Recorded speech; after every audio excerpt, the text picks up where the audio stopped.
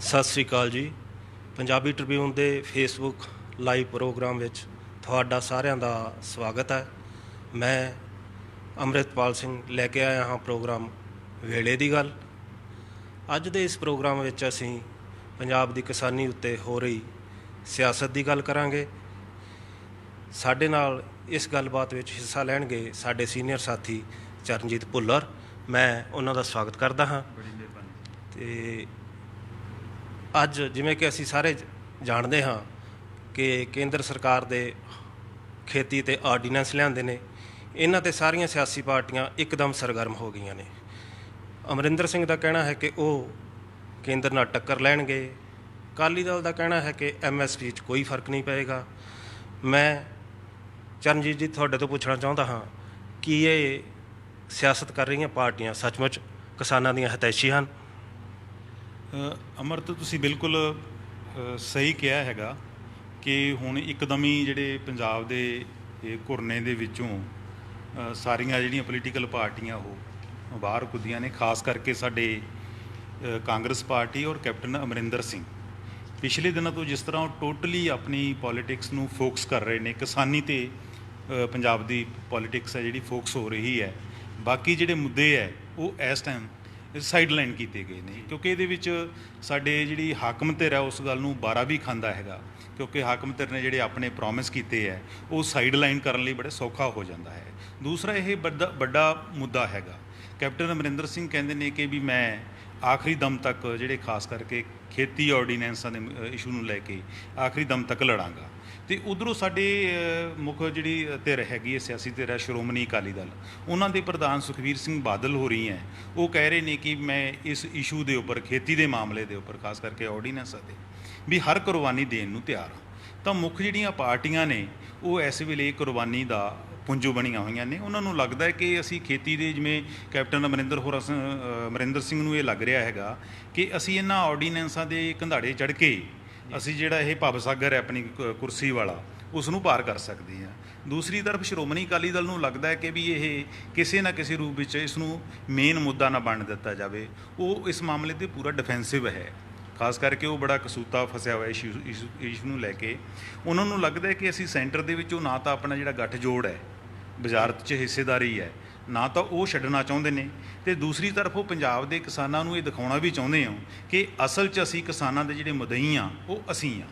ਅਤੇ ਜਿਹੜੀ ਤੀਸਰੀ ਸਾਡੀ ਪਾਰਟੀ ਹੈ ਜਿਹੜੀ ਵਿਰੋਧੀ ਧਿਰ ਦੀ ਭੂਮਿਕਾ ਨਿਭਾ ਰਹੀ ਹੈ, ਆਮ ਆਦਮੀ ਪਾਰਟੀ, ਉਹਨਾਂ ਦੇ ਭਗਵੰਤ ਮਾਨ ਹੈ ਜਿਹੜੇ ਉਹ ਦੋਨਾਂ ਦਾ ਪਰਦਾਫਾਸ਼ ਕਰ ਰਹੇ ਨੇ। ਇੱਕ ਪਾਸੇ ਉਹ ਕਹਿ ਰਹੇ ਨੇ, ਕੈਪਟਨ ਅਮਰਿੰਦਰ ਸਿੰਘ ਨੂੰ ਕਹਿ ਰਹੇ ਨੇ ਕਿ ਅਸੀਂ ਤੁਹਾਡੇ ਨਾਲ ਹਾਂ।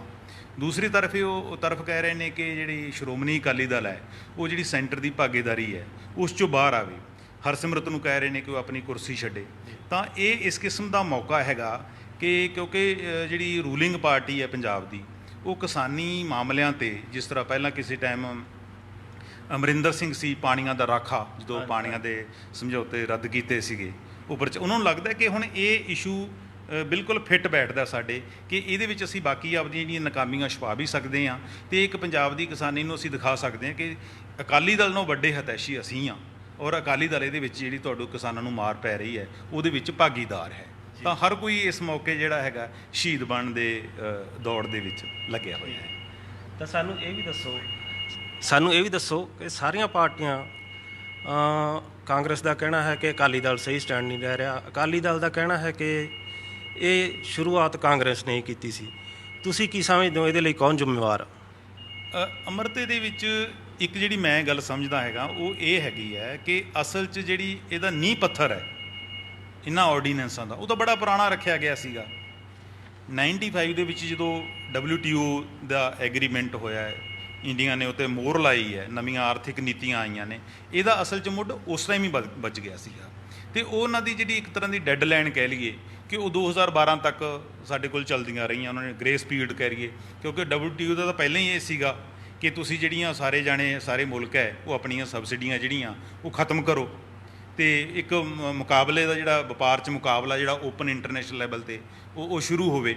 ਤਾਂ 2012 'ਚ ਜਾ ਕੇ ਉਹਨਾਂ ਨੇ ਇੱਕ ਜਿਹੜੀ WTO ਦੀ ਇੱਕ ਕੋਈ ਮੱਦ ਸੀਗੀ ਉਹਦਾ ਇਹਨਾਂ ਨੇ ਫਾਇਦਾ ਲਿਆ। ਉਹਦੇ ਵਿੱਚ ਇਹ ਸੀਗਾ ਕਿ ਤੁਸੀਂ ਇਹ ਕਹਿ ਕੇ ਕਿ ਸਾਡੀ ਇਹਨਾਂ ਸਬਸਿਡੀਆਂ ਨੂੰ ਖਤਮ ਕਰਨ ਨਾਲ ਸਾਡੀ ਜਿਹੜੀ ਸਟੇਟ ਹੈ, ਸਾਡਾ ਜਿਹੜਾ ਕੰਟਰੀ ਹੈ, ਉੱਥੋਂ ਜਿਹੜੀ ਪੀਸ ਹੈ ਉਹ ਡਿਸਟਰਬ ਹੋ ਸਕਦੀ ਹੈ, ਸਾਡੇ ਮੁਲਕ ਦੇ ਵਿੱਚ ਕੋਈ ਅਨਾਰਕੀ ਫੈਲ ਸਕਦੀ ਹੈ।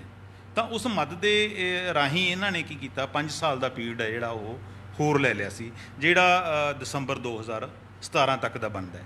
ਉਸ ਤੋਂ ਬਾਅਦ ਕੀ ਹੋਇਆ ਕਿ ਜਦੋਂ ਉਹ ਟਾਈਮ ਆਇਆ ਤੇ ਪਿੱਛੇ ਜਦੋਂ ਇੰਡੋਨੇਸ਼ੀਆ ਦੇ ਵਿੱਚ ਤੁਹਾਡੇ ਯਾਦ ਹੋਏਗਾ ਕਾਨਫਰੰਸ ਵੀ ਹੋਈ ਸੀ WTO ਦੀ, ਉਦੋਂ ਬਾਅਦ ਇਹਨਾਂ ਨੇ ਕੀ ਕੀਤਾ ਕਿ ਉਸ ਮਾਮਲੇ ਨੂੰ ਇਸ ਨੂੰ ਉਹ WTO ਦੀ ਜਿਹੜੀ ਇੱਕ ਡਿਸਪਿਊਟ ਸੈਟਲਮੈਂਟ, ਜਿਵੇਂ ਆਪਣੇ ਕਮੇਟੀਆਂ ਹੁੰਦੀਆਂ ਜਾਂ ਕੋਈ ਉਹਨਾਂ ਦੀ ਬੋਡੀ ਬਣੀ ਵੀ ਹੈ ਡਿਸਪਿਊਟ ਸੈਟਲਮੈਂਟ ਵਾਲੀ, ਉਹਦੇ ਵਿੱਚ ਪਾ ਦਿੱਤਾ। ਜਿਵੇਂ ਆਪਾਂ ਕਹਿ ਦਈਏ ਕਿ ਠੰਡੇ ਵਾਸਤੇ ਕੋਈ ਚੀਜ਼ ਕੋਈ ਲਟਕਾਉਣ ਵਾਸਤੇ ਲੋਕ ਕੋਰਟਾਂ 'ਚ ਆਪਾਂ ਕੇਸ ਵੀ ਪਾ ਦਿੰਦੇ ਆ ਕਿ ਜਿਹੜੇ ਤਾਂ ਕੋਰਟ 'ਚ ਕੇਸ ਚੱਲਦਾ ਹੈਗਾ, ਉਸ ਟਾਈਮ ਇਹਨਾਂ ਦਾ ਉਦੋਂ ਲੰਘ ਗਿਆ।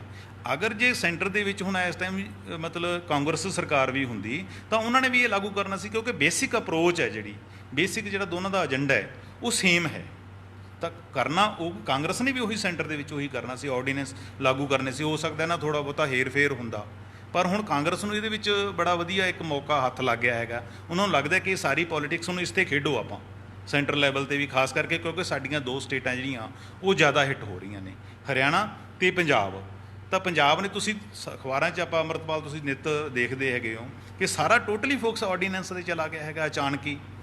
ਸੁਨੀਲ ਜਾਖੜ ਜੀ ਨੇ ਉਹ ਦੇਖੋ, ਉਹਨਾਂ ਨੇ ਚਾਹੇ ਕੋਵਿਡ ਦਾ ਟਾਈਮ ਚੱਲ ਰਿਹਾ ਹੈ, ਫਤਿਹਗੜ੍ਹ ਸਾਹਿਬ ਤੋਂ ਕੰਪੇਨ ਸ਼ੁਰੂ ਕਰਤੀ ਕਿ ਲੋਕਾਂ ਨੂੰ ਅਸੀਂ ਜਾਗਰੂਕ ਕਰਨਾ ਹੈਗਾ, ਪਰ ਕਦੇ ਇਹਨਾਂ ਨੇ ਆਪ ਦੀ ਗੱਲ ਨਹੀਂ ਕੀਤੀ ਕਿ ਅਸੀਂ ਕਰਜ਼ਾ ਮਾਫੀ ਕੀਤੀ ਜਾਂ ਨਾ ਕੀਤੀ, ਬਾਕੀ ਕਿਸਾਨੀ ਇਸ਼ੂਆਂ ਦਾ ਕੀ ਬਣਿਆ। ਸੋ ਦੋਨੇ ਪਾਰਟੀਆਂ ਦਾ ਜਿਹੜਾ ਕਿਰਦਾਰ ਹੈ ਜਾਂ ਸੋਚ ਹੈ ਜਾਂ ਜਿਹੜੀ ਪਹੁੰਚ ਹੈ ਉਹ ਸੇਮ ਹੈ। ਤਾਂ ਤੁਹਾਡਾ ਕਹਿਣਾ ਹੈ ਕਿ ਇਹ ਸਿਆਸਤ ਜ਼ਿਆਦਾ ਕਰਦੀਆਂ ਨੇ, ਬਿਲਕੁਲ ਬਿਲਕੁਲ, ਕਿਸਾਨਾਂ ਦਾ ਭਲਾ ਘੱਟ ਕਰਦੀਆਂ ਨੇ। ਹਾਲਾਂਕਿ ਇਹ ਦੋਵੇਂ ਪਾਰਟੀਆਂ ਦਾਅਵੇ ਬਹੁਤ ਕਰਦੀਆਂ ਨੇ ਵੀ ਅਸੀਂ ਕਿਸਾਨਾਂ ਵਾਸਤੇ ਇਹ ਕਰਤਾ ਉਹ ਕਰਤਾ, ਤੇ ਤੁਸੀਂ ਸਾਨੂੰ ਦੱਸੋ ਵੀ ਅੱਜ ਕਿਸਾਨੀ ਦੀ ਹਾਲਤ ਕੀ ਹੈ? ਅੰਮ੍ਰਿਤਪਾਲ ਇਹ ਗੱਲ ਤਾਂ ਕਿਸੇ ਤੋਂ ਸਾਡੇ ਸਾਰੇ ਦਰਸ਼ਕਾਂ ਨੂੰ ਭਲੀ ਭਾਂਤ ਤਾਂ ਲੁਕੀ ਛੁਪੀ ਗੱਲ ਨਹੀਂ ਹੈਗੀ। ਪੰਜਾਬ ਦਾ ਕਿਸਾਨ ਤਾਂ ਮਤਲਬ ਚੁਰਾਹੇ 'ਤੇ ਖੜਾ ਇੱਕ ਤਰ੍ਹਾਂ ਦਾ, ਕਿਸਾਨੀ ਡੁੱਬ ਰਹੀ ਹੈ। ਅਤੇ ਸਾਡੀ ਜਿਹੜੀ ਸਿਆਸਤ ਹੈ ਜਾਂ ਸਾਡੇ ਰਹਿਬਰ ਨੇ, ਸਿਆਸੀ ਰਹਿਬਰ ਨੇ, ਉਹ ਸਾਰਾ ਕੁਛ ਦੇਖ ਰਹੇ ਨੇ। ਹਮੇਸ਼ਾ ਉਹਨਾਂ ਦੀ ਅਪਰੋਚ ਇਹ ਰਹਿੰਦੀ ਹੈ ਕਿ ਅਸੀਂ ਜਿਹੜੀ ਮਰੀਜ਼ ਹੈ ਜਾਂ ਉਹਦਾ ਮਰਜ਼ ਹੈ ਜਿਹੜਾ ਮਰੀਜ਼ ਦਾ, ਉਹਦੀ ਅਸੀਂ ਮੱਲਮ ਤਾਂ ਲਾਈਏ ਪਰ ਉਸ ਦੀ ਜੜ ਨਾ ਪੁੱਟੀਏ। ਤਾਂ ਇਹ ਡੈਲੀਬਰੇਟਲੀ ਇੱਕ ਏਜੰਡੇ ਦੇ ਤਹਿਤ ਕੰਮ ਕੀਤਾ ਜਾਂਦਾ ਹੈਗਾ। ਤਾਂ ਦੋਹਾਂ ਪਾਰਟੀਆਂ ਨੇ ਪੰਜਾਬ ਦੇ ਵਿੱਚ 10 ਸਾਲ ਪਿੱਛੇ ਅਸੀਂ ਅਕਾਲੀ ਦਲ ਲਿਖਿਆ, ਜੇ ਸੱਚਮੁੱਚ ਅਕਾਲੀ ਦਲ ਪੰਜਾਬ ਦਾ ਹਤੈਸ਼ੀ ਹੈ, ਕਿਸਾਨਾਂ ਦਾ ਹਤੈਸ਼ੀ ਹੈ, ਤਾਂ ਦੀ ਹਾਲਤ ਸੁਧਰੀ ਕਿਉਂ ਨਹੀਂ? ਪੰਜਾਬ ਦੇ ਵਿੱਚ ਇਸ ਟਾਈਮ ਜਿਹੜੇ 34% ਕਿਸਾਨ ਹੈ ਅਮਰਤ ਜੀ, ਉਹ ਛੋਟੀ ਕਿਸਾਨੀ ਹੈ ਜਿਨ੍ਹਾਂ ਕੋਲ 5 ਏਕੜ ਤੋਂ ਘੱਟ ਹੈ। ਜੇ ਆਪਾਂ ਨੈਸ਼ਨਲ ਲੈਵਲ 'ਤੇ ਦੇਖੀਏ ਤਾਂ 86% ਜਿਹੜੀ ਫਾਰਮਰ ਨੇ ਉਹ 5 ਏਕੜ ਤੋਂ ਘੱਟ ਵਾਲੇ ਨੇ। ਔਰ ਪੰਜਾਬ ਦੇ ਵਿੱਚ ਜਿਹੜਾ ਸਾਡਾ ਖੇਤੀ ਆਧਾਰਿਤ ਸੂਬਾ ਹੈਗਾ, ਸਾਡਾ ਤਕਰੀਬਨ 1 ਕਰੋੜ ਆਦਮੀ ਹੈ ਜਿਹੜਾ ਉਹ ਖੇਤੀ 'ਤੇ ਨਿਰਭਰ ਹੈਗਾ। ਤਾਂ ਇਹਨਾਂ ਨੂੰ ਵੋਟ ਬੈਂਕ ਹੈ ਜਿਹੜਾ ਪੰਜਾਬ ਦਾ ਉਹ ਖਾਸ ਖਿਆਲ ਰੱਖਦਾ ਕਿਸਾਨੀ ਦਾ ਵੋਟ ਬੈਂਕ ਹੈ ਜਿਹੜਾ ਉਹ ਵੱਡਾ ਹੈਗਾ। ਹੁਣ ਮੈਂ ਤੁਹਾਨੂੰ ਇੱਕ ਛੋਟੀ ਗੱਲ ਕਹਿ ਲਓ ਜਾਂ ਵੱਡੀ ਗੱਲ ਕਹਿ ਲਓ ਇਸ ਨੂੰ, ਕਿ ਖੇਤੀ ਪਾਲਿਸੀ ਹੈ, ਖੇਤੀ ਪ੍ਰਧਾਨ ਸਾਡਾ ਸੂਬਾ ਹੋਵੇ, ਔਰ ਹੈਰਾਨੀ ਦੀ ਗੱਲ ਕਿ ਸਾਡੀ ਕੋਈ ਖੇਤੀ ਪਾਲਿਸੀ ਨਹੀਂ। ਮੈਂ ਕਾਟਨ ਬੈਲਟ 'ਚ ਲੰਬਾ ਟਾਈਮ ਰਿਹਾ, ਮੈਂ ਦੇਖਿਆ ਕਿ 92 ਤੋਂ ਲੈ ਕੇ 2002 ਤੱਕ ਜਿਹੜਾ ਕਾਟਨ ਬੈਲਟ ਦਾ ਕਿਸਾਨ ਹੈ ਜਿਹੜਾ ਉਹ ਸੁਸਾਈਡ ਕਰਦਾ ਰਿਹਾ, ਔਰ ਜਿਹੜੀ ਕਾਟਨ ਦੀ ਪ੍ਰੋਡਕਸ਼ਨ ਹੈ ਉਹ ਬਿਲਕੁਲ ਪੁੰਜੇ ਲੈ ਗਈ ਸੀ ਪੂਰੇ 2000 'ਚ ਜਾ ਕੇ। 2002 'ਚ ਆ ਕੇ ਗਾਂ ਜਦੋਂ ਬੀਟੀ ਦਾ ਬੁੰਡ ਵੱਜਿਆ ਫਿਰ ਥੋੜ੍ਹੇ ਚਲੋ ਹਾਲਾਤ ਠੀਕ ਹੋਏ। ਔਰ 10 ਸਾਲ ਸਰਕਾਰ ਉਦੋਂ ਪਹਿਲਾਂ ਕਾਂਗਰਸ ਦੀ ਰਹੀ, ਫਿਰ ਅਕਾਲੀ ਦਲ ਦੀ ਰਹੀ। ਇਹਨਾਂ ਨੇ ਕਦੇ ਵੀ ਕਿਸਾਨੀ ਬਾਰੇ ਨਹੀਂ ਸੋਚਿਆ ਵੀ ਇਹਦਾ ਮੇਨ ਜੜ ਕਿੱਥੇ, ਇਹਦਾ ਮੇਨ ਕਾਰਨ ਕੀ ਹੈ, ਉਹਦਾ ਕੀ ਹੱਲ ਕਰੀਏ। ਕਿੰਨੀਆਂ ਨਕਲੀ ਸਪਰੇਹਾਂ ਉਹਨਾਂ ਦਿਨਾਂ ਦੇ ਵਿੱਚ ਵਿਕੀਆਂ, ਕਿਸਾਨ ਮਰਦਾ ਰਿਹਾ, ਬਾਕੀ ਅਰਥਚਾਰਾ ਪ੍ਰਫੁੱਲਤ ਹੁੰਦਾ ਰਿਹਾ। ਜਿਵੇਂ ਆਮ ਨੋਰਮਲੀ ਕਹਿੰਦੇ ਹੈਗੇ ਨਾ, ਅਸੀਂ ਸ਼ਾਹੂਕਾਰਾਂ ਨੂੰ ਵੀ ਗੱਲ ਸੁਣੀਏ, ਆੜ੍ਹਤੀਆਂ ਤੋਂ ਸੁਣੀਏ, ਉਹ ਕਹਿਣਗੇ ਜੀ ਜੇ ਕਿਸਾਨ ਮਰ ਗਿਆ ਤਾਂ ਅਸੀਂ ਵੀ ਮਰ ਗਿਆ। ਪਰ ਮੈਂ ਕਾਟਨ ਬੈਲਟ 'ਚ ਅੱਜ ਤੱਕ ਨਹੀਂ ਦੇਖਿਆ ਕਿ ਕਦੇ ਕੋਈ ਆੜ੍ਹਤੀਆ ਹਿੱਟ ਹੋਇਆ ਹੋਵੇ, ਕਿਉਂਕਿ ਕਿਸਾਨੀ ਜਿੰਨੀ ਥੱਲੇ ਲੱਗੀ, ਜਿੰਨੀ ਕ੍ਰਾਈਸਿਸ 'ਚ ਗਈ, ਦੂਜੀਆਂ ਧਿਰਾਂ ਨੇ ਉਸ ਦਾ ਉਨਾ ਹੀ ਫਾਇਦਾ ਉਠਾਇਆ, ਚਾਹੇ ਉਹ ਆੜ੍ਹਤੀਏ ਸੀ, ਚਾਹੇ ਉਹ ਹੋਰ ਵਪਾਰੀ ਸੀ, ਚਾਹੇ ਸਾਡੀ ਇਹ ਪੋਲੀਟੀਕਲ ਜਮਾਤ ਸੀ। ਕਿਉਂਕਿ ਜਿੰਨਾ ਬੰਦਾ ਕਮਜ਼ੋਰ ਹੁੰਦਾ ਹੈ ਉਨਾ ਹੀ ਤੁਹਾਡੇ ਝਾਂਸੇ 'ਚ ਤੁਹਾਡੇ ਜਿਹੜਾ ਇੱਕ ਤਰ੍ਹਾਂ ਦਾ ਭਿਖਾਰੀ ਦੀ ਤਰ੍ਹਾਂ ਉਹਨੂੰ ਬੈਗਰ ਬਣਾ ਕੇ ਤੁਸੀਂ ਰੱਖਦੇ ਹੋ, ਉਹਨਾਂ ਤੁਹਾਡੇ ਲੜ ਲੱਗਦਾ, ਤੁਹਾਡੇ 'ਤੇ ਨਿਰਭਰ ਹੁੰਦਾ। ਤਾਂ ਸਾਡੇ ਪਿਛਲੇ 92 ਤੋਂ ਤਾਂ ਮੈਂ ਦੇਖਦਾ ਆ ਰਿਹਾ। ਉਦੋਂ ਬਾਅਦ ਜਦੋਂ 2005 ਦੇ ਵਿੱਚ ਦੇ ਆਸ-ਪਾਸ ਇਹਨਾਂ ਨੇ ਫਾਰਮਰ ਕਮਿਸ਼ਨ ਬਣਾਇਆ, ਸਟੇਟ ਫਾਰਮਰ ਕਮਿਸ਼ਨ, ਤਾਂ ਉਦੋਂ ਇੱਕ ਮੁੱਢ ਵੱਜਿਆ ਕਿ ਖੇਤੀ ਪਾਲਿਸੀ ਹੋਣੀ ਚਾਹੀਦੀ ਹੈ ਆਪਣੀ। ਤਾਂ ਪਿਛਲੇ 2005 ਤੋਂ ਦੇਖ ਲਓ ਤੇ 2020 ਆ ਗਿਆ, 15 ਸਾਲ ਹੋ ਗਏ।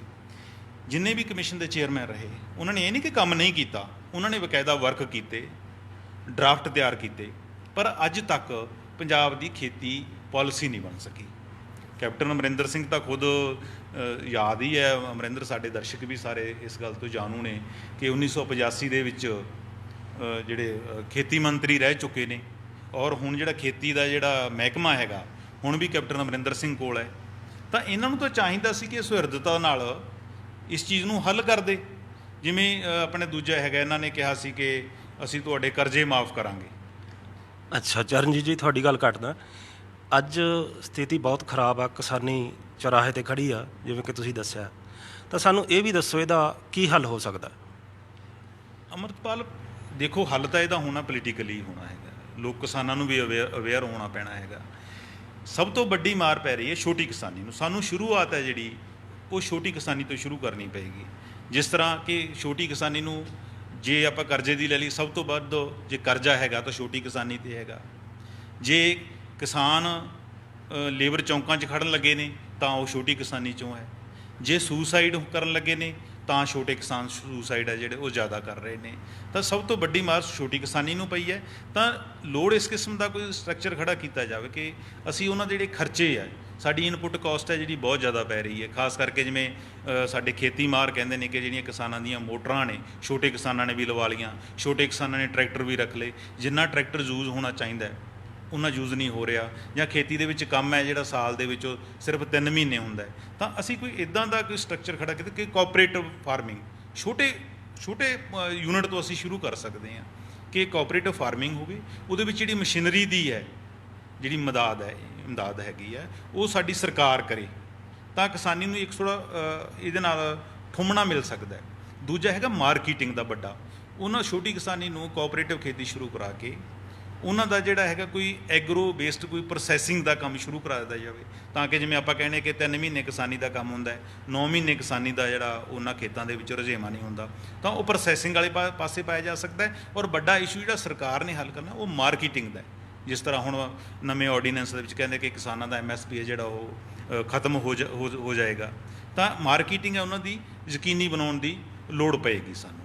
ਤਾਂ ਇੱਕ ਸਰਕਾਰ ਇਹ ਕਰ ਸਕਦੀ। ਦੂਸਰਾ ਸਾਨੂੰ ਇਹ ਵੀ ਲੱਗਦਾ ਹੈਗਾ ਕਿ ਨਾ ਕਿ ਕਿਸਾਨਾਂ ਨੂੰ ਜਿਹੜੀ ਅੰਮ੍ਰਿਤ ਵੱਡੀ ਮਾਰ ਪਈ ਹੈ ਕਿ ਨਾ ਕਿਸਾਨ ਯੂਨਾਈਟ ਨਹੀਂ ਹੋ ਸਕੇ, ਜਿਹਦਾ ਫਾਇਦਾ ਕਿ ਨਾ ਸਾਡੇ ਪੋਲੀਟੀਕਲ ਲੋਕਾਂ ਨੇ ਜਾਂ ਪੋਲੀਟੀਕਲ ਜਮਾਤ ਨੇ ਉਠਾਇਆ। ਜਿਵੇਂ ਇੱਕ ਵਾਰੀ ਸਾਡੇ ਉੱਥੇ ਮਾਨਸਾ ਜ਼ਿਲ੍ਹੇ ਦਾ ਹਰਦੇਵ ਸਿੰਘ ਹੁੰਦਾ ਸੀ, ਵੀ ਕੋਈ ਵਿਚਾਰਾ ਹੁਣ ਨਹੀਂ ਰਿਹਾ, ਉਹ ਬੜਾ ਰੌਲਾ ਪਾਉਂਦਾ ਹੁੰਦਾ ਸੀ 1982 'ਚ ਕਿ ਕਿਸਾਨੋ ਤੁਸੀਂ ਇਕੱਠੇ ਹੋ ਜਾਓ। ਕਿਸਾਨ ਧਿਰਾਂ ਵੀ ਅਲੱਗ-ਅਲੱਗ ਹੋਈਆਂ ਵੀਆਂ, ਕਿਸਾਨੋ ਤੁਸੀਂ ਇਕੱਠੇ ਹੋ ਜਾਓ।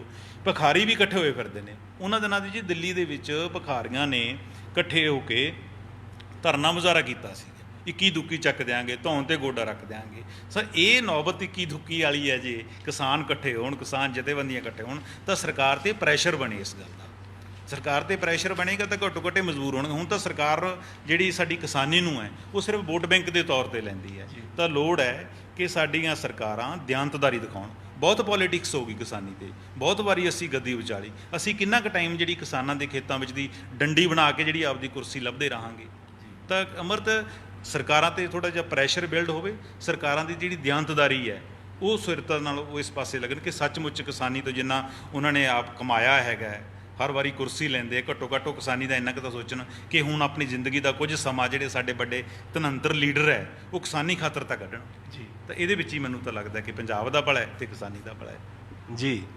ਅੱਜ ਦੀ ਅਸੀਂ ਗੱਲਬਾਤ ਇਸ ਸਿੱਟੇ 'ਤੇ ਪਹੁੰਚਦੀ ਹੈ ਕਿ ਸਰਕਾਰਾਂ ਉਨੀਆਂ ਸੁਹਿਰਦ ਨਹੀਂ ਜਿੰਨੀਆਂ ਕਿ ਉਹ ਗੱਲਾਂ ਕਰਦੀਆਂ ਨੇ। ਚਾਹੀਦਾ ਇਹ ਹੈ ਕਿ ਉਹ ਕਿਸਾਨੀ ਦੇ ਭਲੇ ਲਈ ਸੱਚਮੁੱਚ ਯਤਨ ਕਰਨ। ਅਤੇ ਅੱਜ ਦੀ ਗੱਲਬਾਤ ਅਸੀਂ ਇੱਥੇ ਹੀ ਖ਼ਤਮ ਕਰਦੇ ਹਾਂ। ਤੁਹਾਡੇ ਤੋਂ ਇਜਾਜ਼ਤ ਚਾਹੁੰਦੇ ਹਾਂ ਅਤੇ ਕੱਲ੍ਹ ਨੂੰ ਫੇਰ ਇਸੇ ਵੇਲੇ ਹਾਜ਼ਰ ਹੋਵਾਂਗੇ। ਧੰਨਵਾਦ।